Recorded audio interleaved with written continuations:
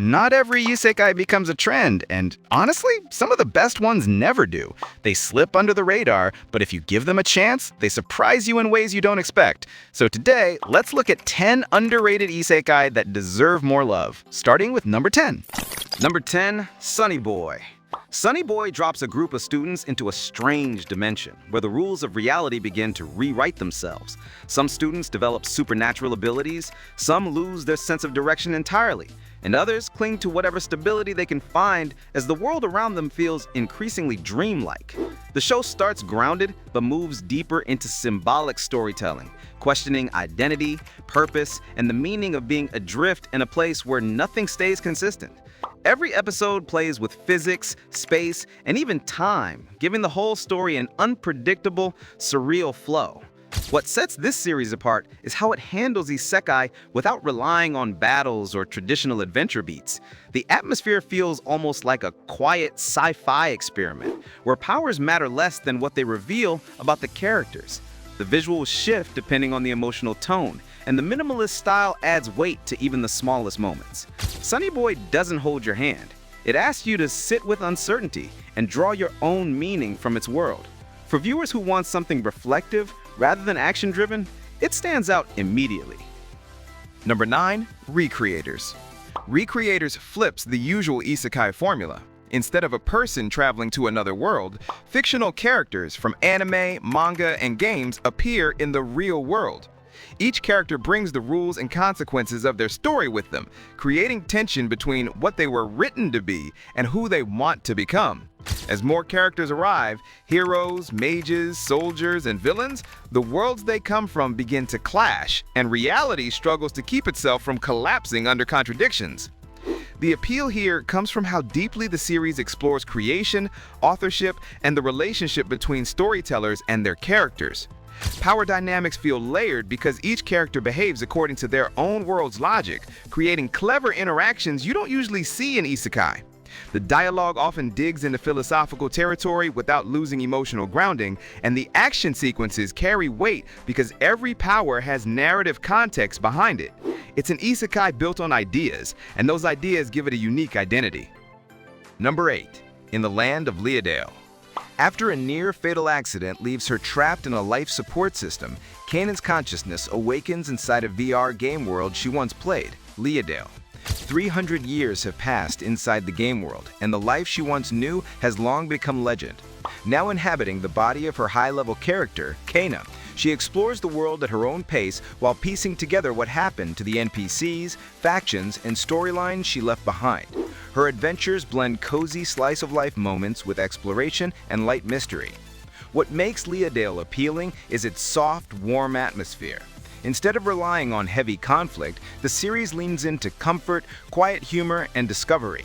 Kana's interactions with the world feel personal because she remembers older versions of it, and watching her navigate the changes adds emotional warmth to small moments. The show's pacing allows space to appreciate the world's charm, letting the fantasy setting breathe rather than rush into constant action. It's an isekai that feels more like a gentle journey than a quest. Number 7. Grimgar, Ashes and Illusions. A group of strangers wakes up in a fantasy world with no memory of their previous lives. Unlike typical isekai heroes, they struggle with basic survival. Even the weakest monsters require teamwork, caution, and emotional resilience. The world moves slowly, and every decision carries consequences, forcing the group to confront fear, grief, and the reality of fighting for their lives. The anime builds this world as something that doesn't bend to the protagonist's will, making progress feel earned and fragile. Grimgar stands out through its grounded, human approach.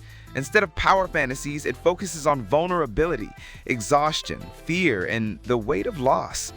The watercolor visuals create a soft contrast to the harshness of the character's situation, giving the world a dreamlike melancholy. The show takes its time developing relationships, letting emotional beats land naturally. It's an isekai that shows how hard growth can be, and that struggle is what gives it emotional resonance. Number 6. So I'm a spider, so what?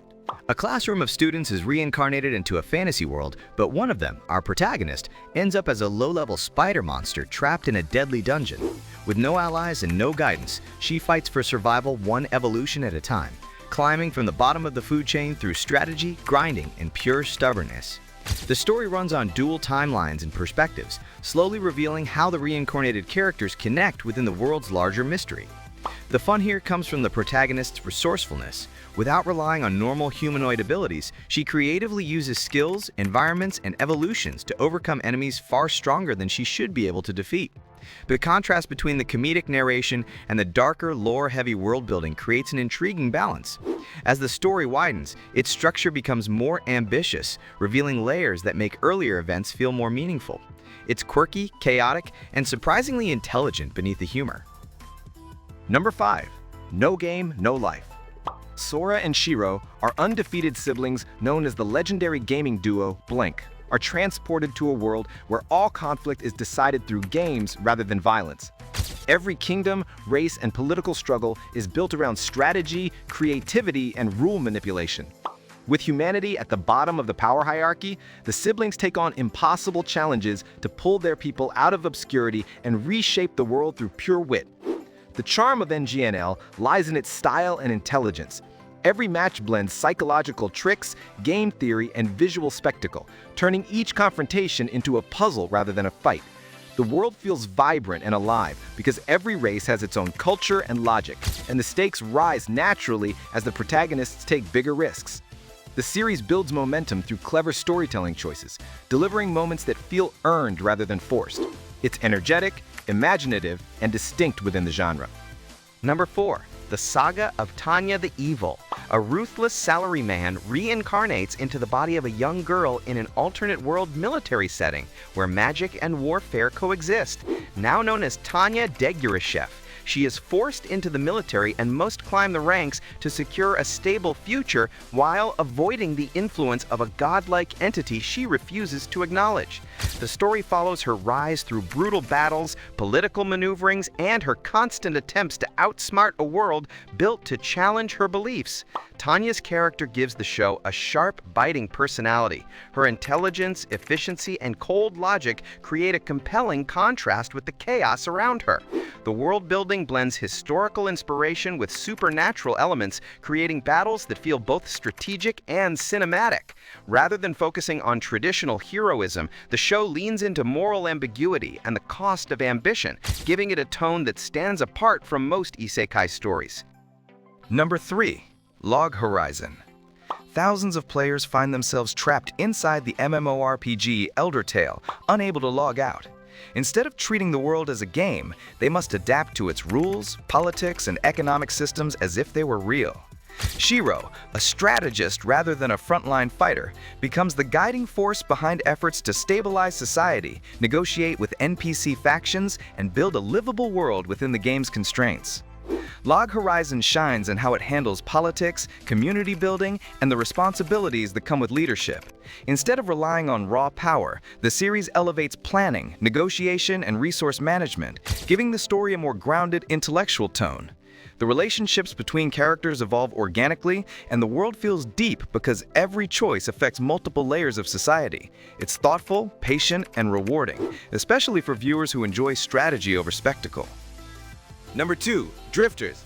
Drifters brings together historical warriors, tacticians, and legends from different eras, pulling them into a brutal fantasy world locked in conflict.